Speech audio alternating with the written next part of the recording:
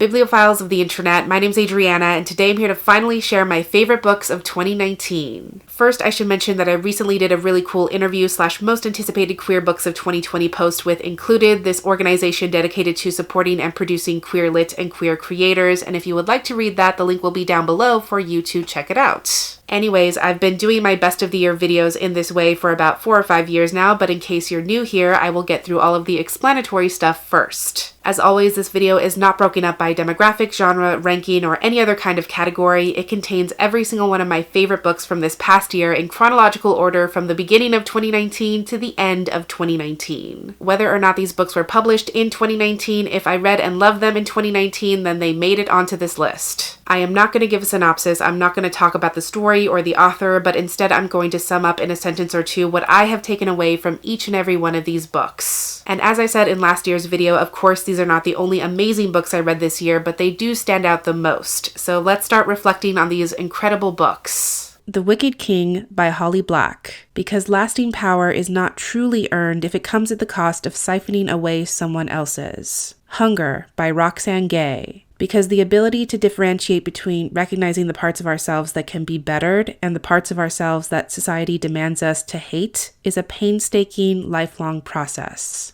Go For It Nakamura by Syundei, because when we focus too much on orchestrating the mythical perfect moment, we miss the opportunity to experience the pieces of life right in front of us. I Wish You All the Best by Deaver, because even though life puts us in direct contact with pain and unfairness, it is possible to rediscover safety and love for yourself on your own terms. Red, White, and Royal Blue by McQuiston, because we can only make history when we decide to play a part in it. The Kingdom of Copper by S.A.Chakraborty, because we can't just will things to put themselves back together or expect things to mend themselves. We have to be willing to go through it and do the work. Storm of Locusts by Roanhorse, because it's more important for us to live and create a path leading out of the darkness than it is to destroy. The Mighty Heart of Sunny St. James by Ashley Herring Blake, because when we try to hide things from the world, the person we're most often trying to hide from is ourselves. Caroline's Heart by Usdin Chant, because we can be born into a world that wasn't built to understand us and still discover ways to be both utterly extraordinary and utterly ourselves. The Avant-Guards by Carly Usdin and Noah Hayes, because we can all find places we belong because of our quirks and differences, not in spite of them. Cantoras by Carolina de Robertis, because we don't have to accept what the world has given us. We can take what we know, what we've experienced, and use it to shape how we understand and navigate our lives and not the other way around.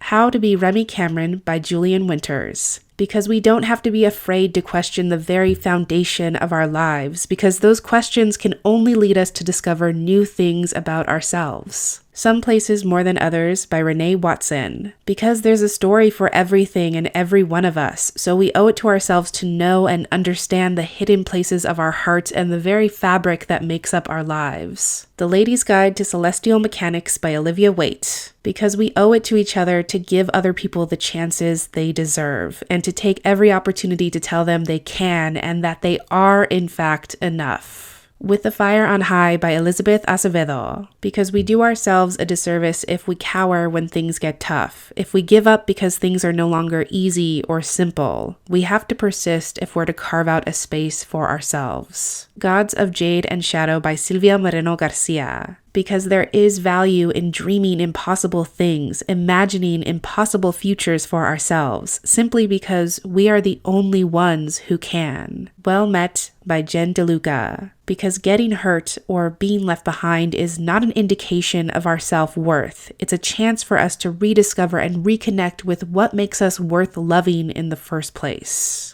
Heartstopper by Alice Oseman, because it's not easy to figure out what you want or who you are, but it becomes easier not just with love and support, but when you have other people's patience and trust. Witch Hat Atelier by Kamome Shirahama, because finding your own way and finding what works for you is its own kind of magic. My Time Among the Whites by Janine Capot-Cruzet, because we're expected to live within our quote-unquote limits, and if we don't pursue the endless and necessary work of imagining ways to exist for ourselves, then we can never move beyond those limits. Our Bloody Pearl by D.N. Bryn, because there's no reason to change ourselves when our time is better served changing the world around us. American Love Story by Adriana Herrera, because just as no one person can single-handedly right all the world's wrongs, no one person can be expected to account for all its faults. Dark and Deepest Red by Anna Marie McLemore, because when you're different, you are feared, and in being feared, you learn how to fear yourself. But giving that fear power is how the world keeps us from becoming ourselves. Merci Suarez Changes Gears by Meg Medina, because it's hard to make sense of a world that is constantly changing, but our ability to change is what makes it a world worth understanding in the first place. In the Dream House by Carmen Maria Machado, because when it comes to trauma, pain, and sadness, sometimes the promise of time's distance is the only thing that gives us the strength we need to survive. Reverie by Ryan LaSala, because while it's hard to discover new possibilities and create and shape the world as we know it, it's infinitely harder to change the world, and that's exactly why we should try. Sorted by Jackson Bird, because even though the world insists on shoehorning us into these preordained categories, we all deserve the chance to choose where we belong for ourselves. The Queen of Nothing by Holly Black,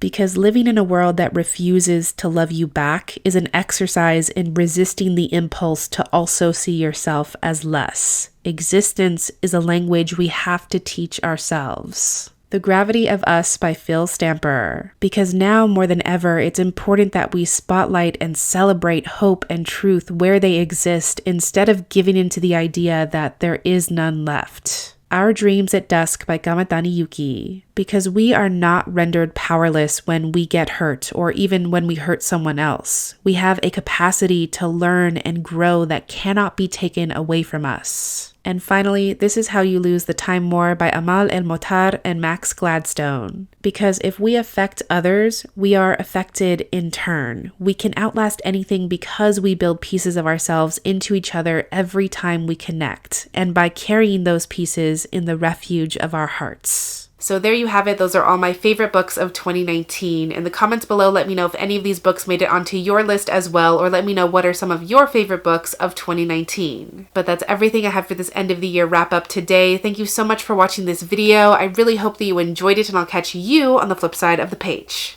Bye.